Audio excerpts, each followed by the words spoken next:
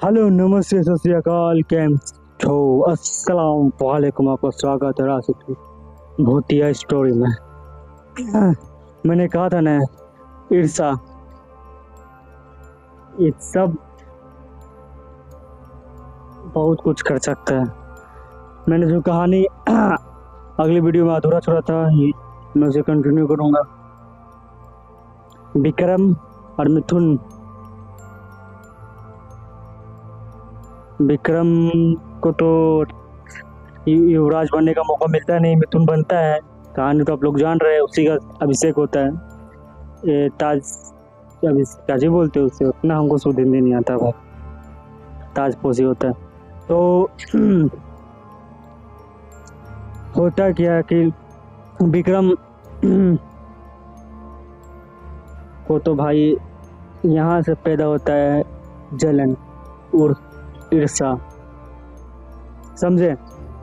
ईर्षा पैदा तो हो गया भाई, अब करना, अब उसको आगे क्या करता है आप लोग को तो यही जानना है। वीडियो कोई देखता है तो जानेगा।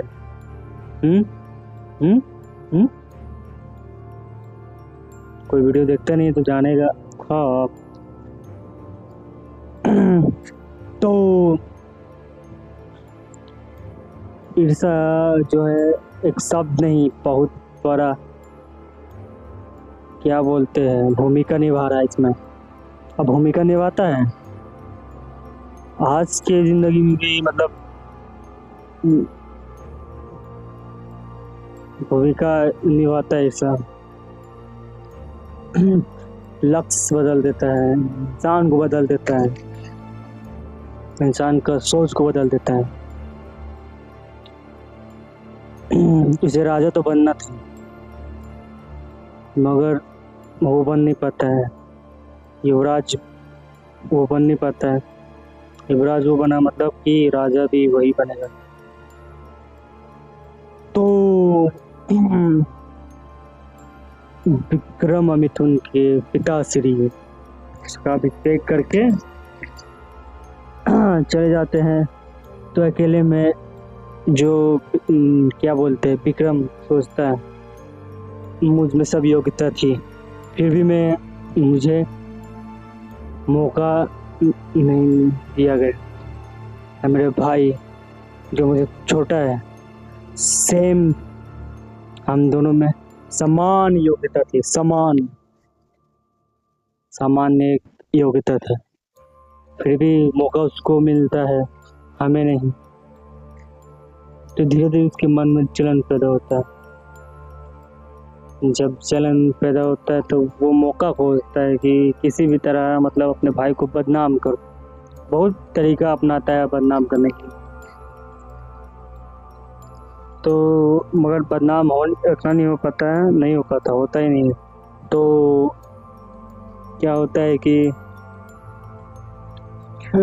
उसके पिता श्री जो थे बोलते हैं कि बेटा तुमको तो युवराज तुम नहीं बन पाए, तुमको सेनापति बनाता हूँ मैं, कमांडर सिपह सलार। तो उसे सिपह सलार बना दिया गया। तो एक जंग में भी जाना था, युद्ध में जाना था। तो युद्ध में वो कम से कम 300 सेना लेके पहुंचता है। युद्ध में लड़ते लड़ते मतलब वो घायल हो जाता है। उसके सारे बहुत सैनिक मर जाते हैं, बहुत सैनिकों को बंधक बना लिया जाता है। तो वो अपना जान बचाते हुए कैसे तरह जंगल में भागता है। तो उसके पीछे कम से कम 10-20 सैनिक उसका पीछा करते हैं। वो भागता है तो एक गुफा में वो चल जाता है। वो सैनिक जो थे वो गुफा को देखते ही भयभीत हो जाते हैं। अब क्यों भयभीत होते हैं वो आपको आगे पता चलेगा। तो भयभीत हो जाता है, वो नहीं जाता है, मतलब वो तो चल जाता है, उसको नहीं पता है। मगर सैनिक तो देखते ही चल जाते। वो फिर बोलते हैं सैनिक की कोई फायदा नहीं जाने से भी, क्योंकि ये मौत के गुफा में जा चुका है। यहाँ से इसका जिंदा वापस आना मुमकिन नहीं है। तो गुफा में जैसे अंदर अंदर जाता है ना, तो उसे एक औरत दिखती है। जो औरत जो थी, मतलब अग्नि के आगे बैठी, अग्नि का कुंड है उसके, मतलब कुंड नहीं, क्या बोलते हैं, अग्नि का छोटा सा बनाया हुआ, उसके आगे बैठ के मतलब कुछ जाप कर रही है। और नॉर्मल जाप उसका नहीं है, वो तो मतलब इतना कला में वो महान था, महारथी था। तो उसे जाप कर रहा है कि यार कुछ कर रहा है, तो उतना तो उसको समझ में आ रहा विक्रम को। तो होता क्या है कि कहाँ वो देखता है, तो अचानक से वो जो औरत थी, औरत का एज ज़्यादा उतना भी औरत मैं नहीं बोलूँगा, उसी के एज की थी, मतलब सेम एज के दोनों थे। मगर वो थोड़ा हाल बहुत खतरनाक, ब्लैक कपड़ा पहन ले, खोपड़ी उपड़ी एकदम हार पहन ले, माला बेल पहन ले। तो वो होता है क्या कि तो उसका आँख खुलता है, तो बोलती, मूर्ख, तूने मेरे ध्यान में बाधा डाला है, मैं तुम्हारा जिंदगी बर्बाद कर दूंगा, मतलब कर दूंगी, क्या कर दूंगा हो गया, सॉरी, क्षमा कीजिए हमें। तो मूर्ख, तूने मेरा क्या बोलते हैं प्रक्रिया, क्या बोलते हैं, क्या उसको बोलते, प्रक्रिया में बाधा डाला है, मैं तुम्हें बर्बाद कर दूंगी। फिर वो बोलता है, नहीं, मुझे माफ़ कर दीजिए, क्षमा कर दीजिए मुझे, मैंने आपकी प्रक्रिया में आने का गुस्सा की, क्या बोलते हैं, गलती किया। तो वो फिर थोड़ा शांत हो जाती है। तो मैं अपना जान बचाने के लिए, विक्रम बोलता है कि मैं अपना जान बचाने के लिए यहाँ, मुझे नहीं पता था कि आप यहाँ पे ध्यान लगा रहे।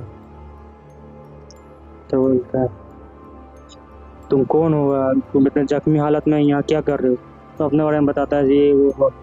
तो वो जो औरत थी ने, तो वो औरत जो थी, मतलब काली विद्या का सिद्धि प्राप्त की भी थी, काली विद्या का सिद्धि प्राप्त, मतलब वो शैतान का पूजा करती।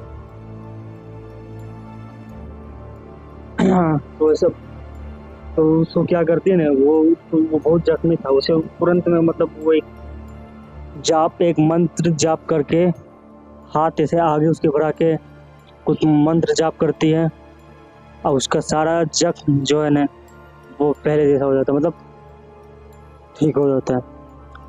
तो उसे फिर पता चलता है कि काली शक्तियाँ बहुत पावर है। तो वो बोलता है कि गुरुजी, गुरु माता मुझे भी सिखाता, जोक सपाट, कृपया करके आप ये कला, ये सिद्धि मुझे भी सिखा सकती है। तो बोलती इसके लिए तुमको बहुत कुछ खोना पड़ेगा, अपना अस्तित्व खोना पड़ेगा, अपना बहुत चीज़ खोना पड़ेगा, अपना आत्मा भी खोना पड़ेगा, और किसी परमात्मा को नहीं मानना तुमको। बोलता है ठीक है, मतलब अपने भाई के जलन में इतना, मतलब कि ईर्ष्या में इतना पागल हो चुका था कि वो जान के वो गलती करने जा रहा है। वो जानता है कि वो इंसान का पूजा नहीं, शैतान का शिष्य बनने जा रहा है। तो अपने वो काली विद्या उसको सिखाती है, मतलब खूनों की रहती है, हाथ काट के, मतलब काली विद्या सिखाना शुरू करती है। तो कुछ दिनों में काली विद्या वो भी सीखना स्टार्ट हो जाता है। इधर क्या होता है कि मिथुन अपने, उसको पता चलता है ऐसा बात है, मेरा सेना जो गया था, मेरा भाई जो गया था, उल्टा दूसरा सेना उसी पे हावी हो गया, बहुत सारे सैनिकों को मार दिया गया। मगर इसमें ऐसा कोई खबर नहीं था कि उसको, उसके भाई को मार दिया गया। तो अपने कुछ सेना का पलटन भेजता है, समूह भेजता है अपने भाई को खोजने। तो उसका भाई मिल जाता, मतलब मिल तो जाता है, टीवी देख लेता है, तो अपने घर जाता है। तो अपने पिताजी पे सबसे पहला जादू मालूम है किस पे करता है?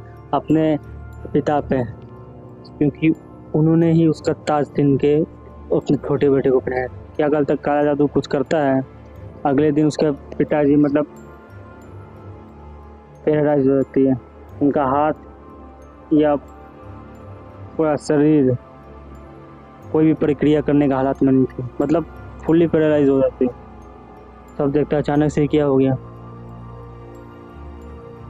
तो सब बोलते हैं कि अब तो कोई, अब युवराज को राजा, युवराज को राज्य तक संभालना पड़ेगा। इसे भी युवराज वही संभालेगा, संभव बात है। तो वही होता है।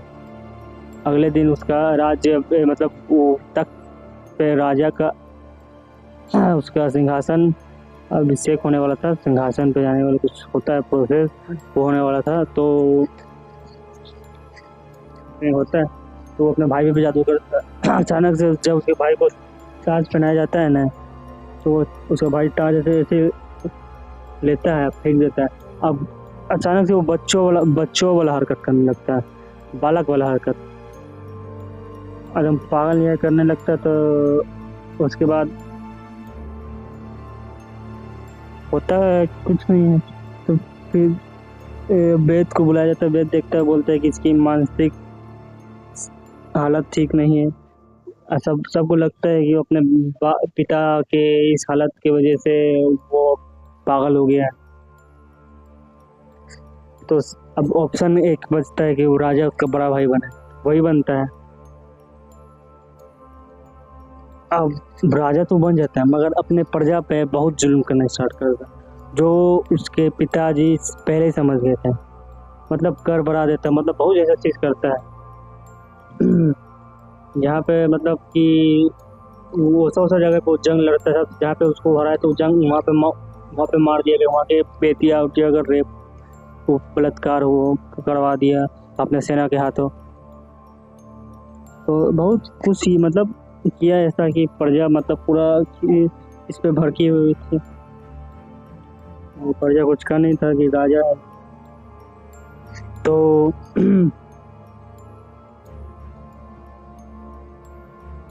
कुछ दिनों उसके पिताजी मर जाते हैं।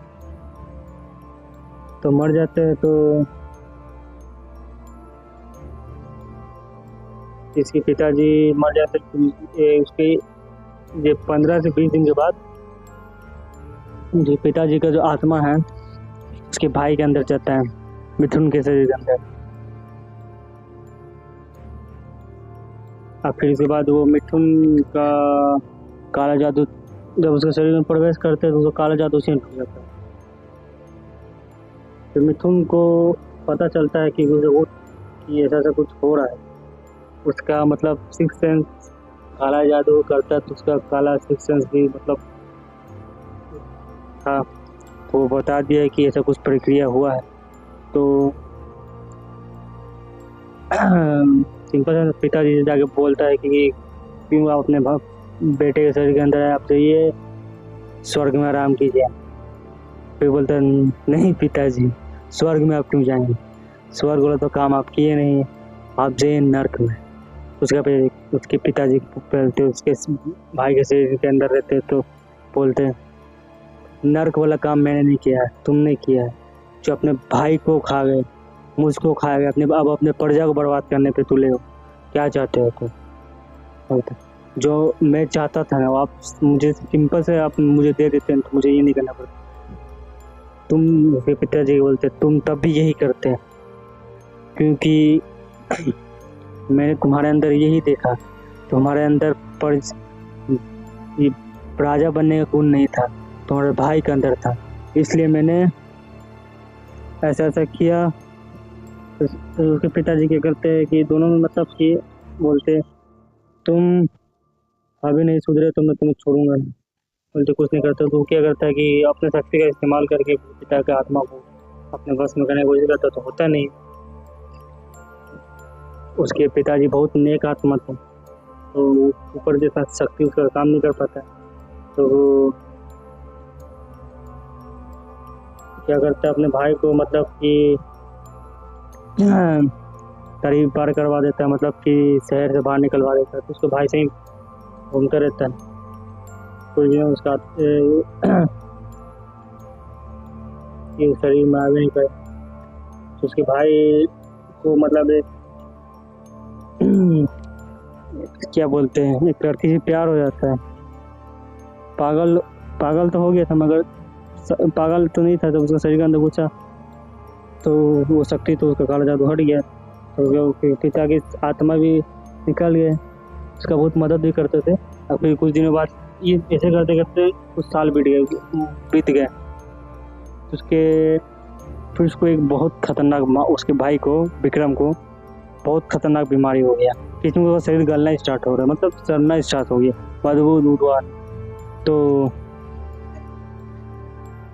फिर उसे एहसास होता है मैंने जो गलतियाँ की है उसी की वजह से ये सब हो रहा है, काला जादू वगैरह। तो अपने वो वहाँ पे उनके क्या बोलते हैं, उसका भाई जो था वो बहुत गरीब था, अपना पालन पोषण कर रहा था। तो एक दिन क्या हुआ, उसका एक बेटी थी, एक बेटा था। अच्छा, मतलब जब 10 साल 11 साल के उसका बेटा बेटी थे। तो अच्छा साल बीत चुका था, अच्छा वक्त बीत चुका था। तो बोलता है कि कहीं से भी मेरे पाप का कोई इलाज नहीं है, कोई बीमारी ठीक, कोई वैद्य इस बीमारी को ठीक नहीं कर सकता। मैं जो पाप किया उसको सुधारना चाहता हूँ मरने से पहले। तो अपने भाई को खोजने के लिए कुछ सेना भेजते हैं। फिर कुछ दिनों के बाद उसी टाइम उसके भाई के कुछ लेनदार क्या बोलते, कर्जा लेने के लिए उसके भाई के दरवाजा पे आते हैं। उसके भाई को बहुत मारना स्टार्ट करते हैं कि कर्जा तुमने। उसके बच्चा को देखकर बच्चा लोग भी रोने लगता है, उसकी माँ को भी बेइज्जत करते हैं। उसी टाइम सेना आ जाती है, तो उसे पकड़ के उस सबको जो मारा तो उसको पकड़ के बहुत मारते हैं। फिर सब हार जाता है कि बोलते हैं राजा का भाई है, फिर लेके जाता है। तो सिंह बोलता है कि मैंने अपना गलतियाँ बताते हैं, अच्छा तो भाई माफ़ कर देता। बोलता है मैंने तुम्हारे साथ इतना गलत किया, तुमने तुरंत मारो। भैया आप मेरे बड़े भाई, आप बोलते नहीं तो मैं सिंहासन यूं आपको दे देता। पिताजी का सम्मान मैं भी यही चाहता था कि सिंहासन आपको दें, मगर पिताजी ने मुझे बनाया था, इसलिए उनका सम्मान करने के लिए मैं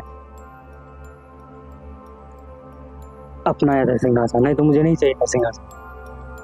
तो फिर उसके बाद कुछ दिनों के बाद वो मरने से पहले उसे राजा बना देता। फिर कुछ दिन बाद वो मर जाता। फिर अच्छा, मतलब वो अच्छा राजा था, तो अपने प्रजा को अच्छा चला रहा है। इसलिए बोलते बुरा गलतियां हर इंसान करते हैं, मगर एक वक्त होता है जो अपने गलतियों को सुधार सके। वो वक्त गुजर गया। जब उसका पिताजी उसके भाई के शरीर के अंदर गए तो वो समझाए थे, तभी वो सुधर जाता। इतना बुरा, मतलब इतना गंदा मौत नहीं मरता।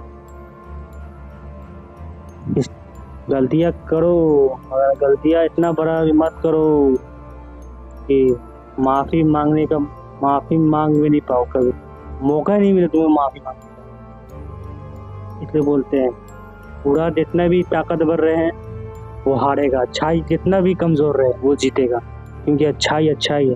अच्छाई के साथ हर नेक आत्मा होती है।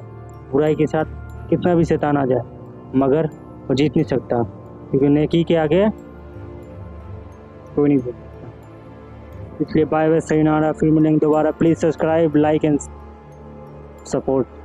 आप लोग करते नहीं है, करिए प्लीज़।